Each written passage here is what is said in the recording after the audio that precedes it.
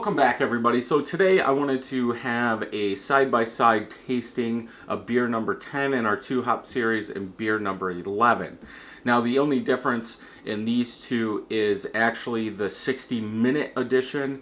They are both using 0.25 ounces of Cascade and Centennial at the first wort hop, which is when you're drawing off your mash, you add your hop. So it's actually using 0.5 ounces total of hops. When we're drawing off our mash, that's when we put them in. Then 60-minute edition for beer number 10 is using the Centennial, and beer number 11 is using Cascade. Cascade being more floral, a little citrus, where Centennial is like a super Cascade, but I get more grapefruit citrus from it. Definitely a hop to play around with. Disclaimer up front, I'm not a huge floral fan, but I'm still giving you my honest opinion, what I'm tasting. So if you are a floral fan, I would say you might want to check out Cascade because you are going to get that floral from it. Now, looking at the beers, beer number 10 came in at 6.93%. Beer number 11 came in at 6.34%. Now, they both use the same amount of grain, which is 2 pounds, 4 ounces. And it's out of the same bag. The hops are out of the same bag because I got a pound of each. Why they're so different in ABV, maybe the scale had a little bit more grain in it, but it was still registering at 2 pounds 4 ounces. The mash in, because I do put it in my oven, could have brought it up just a slight, just a little bit more to draw off more sugars. The water for my to clean the grains, my sparging grains, that could have been a little bit hotter, which is going to release a little bit more of that sugar. I don't know, but it's all good. It's home brewing. We can make what we want. So both heads are gone. That's pretty typical. They are using the small pearl carbonation tablets for a piece. Color is where they start changing. I'm guessing you guys can see that. The beer on my left is beer number 10, more hazy, bright yellow New England style IPA. Beer on my right is beer 11, more yellow oranges, still in that New England style IPA realm. Just, yeah, it's not as bright. Technically, beer number 10 to me almost looks like the color of Side Yard from Bell's. But that's just me looking at it. If I could get all my New England IPAs to come out that bright yellow haziness, I would be happy.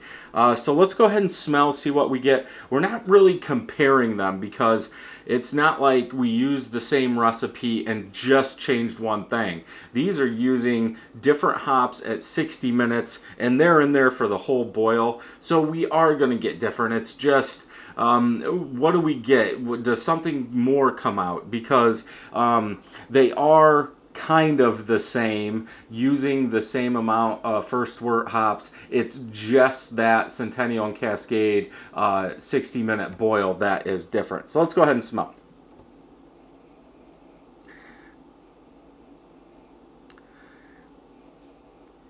Yeah, more citrus, like lemon lime citrus. I'm not really picking up any pine in beer number 10. So let's smell beer number 11. I am picking up some pine, some sweet malt, but that floral is really coming through. Maybe a touch of citrus, but floral pine with a little sweet malt is what I'm getting out of this. Now, beer 10 has been out longer because I did that review first. Let's go ahead and taste.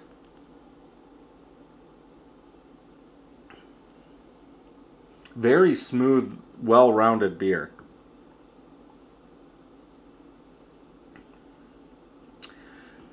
Beer 11, it's that floral. Too much floral.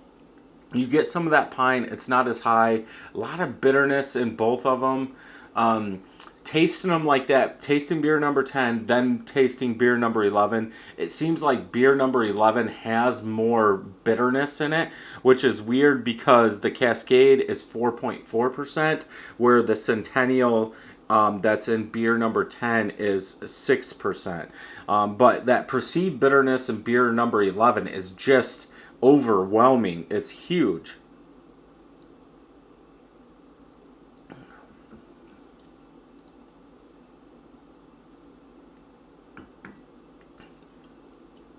Yeah.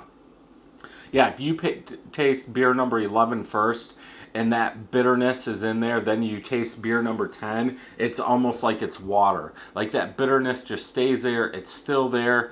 I don't know. We'll have to see what happens next month, but at least for right now, beer number 10 is a lot better, in my opinion, than beer number 11.